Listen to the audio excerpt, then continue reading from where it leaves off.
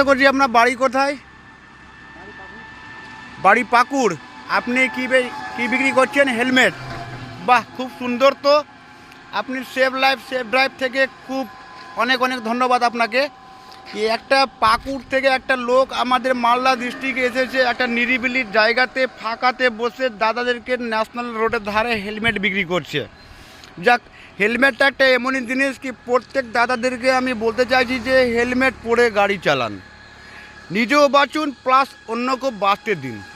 Helmet একটা সুরক্ষিত জিনিস, ভালো জিনিস।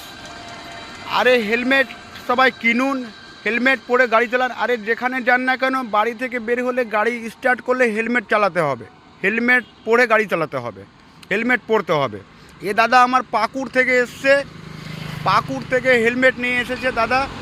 হেলমেটটা মাঝে মধ্যে আগে কিন্তু দেখছি এখানে হেলমেট বিক্রি করছে। দাদা হেলমেট বিক্রি হয় আপনার? রেগুলার বিক্রি হয়? আপনি কোথায় থাকছেন? পাকুড় চলে যাচ্ছেন না ফের আসছেন মালদাতে? মালদাতে? মালদা কোথায়? মালদা মঙ্গলবাড়ি।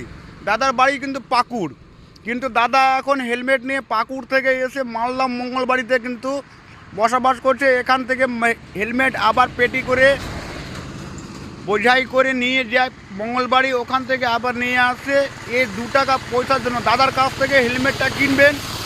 ওর সংসারের সব ছেলে মেয়ে আছে, বউ বাচ্চা আছে, সংসার আছে। আরে আপনি হেলমেটটা কিনবে তো 100 টাকা হবে, তো ওর ছেলে মেয়ে খাবে। আর হেলমেটটা যে পরে আপনি গাড়ি চালাবেন, বাইক চালাবেন, সেটাও আপনার জীবন থেকে অনেক খুব সুন্দর জিনিস। আপনিও বাঁচবেন, আপনার পরিবারও বাঁচবে, প্লাস অন্যজনও বাঁচবে। Save life save drive, helmet পরুন। সবাইকেই বলছি হেলমেট পরুন, হেলমেট ছাড়া কোনো গতি নাই।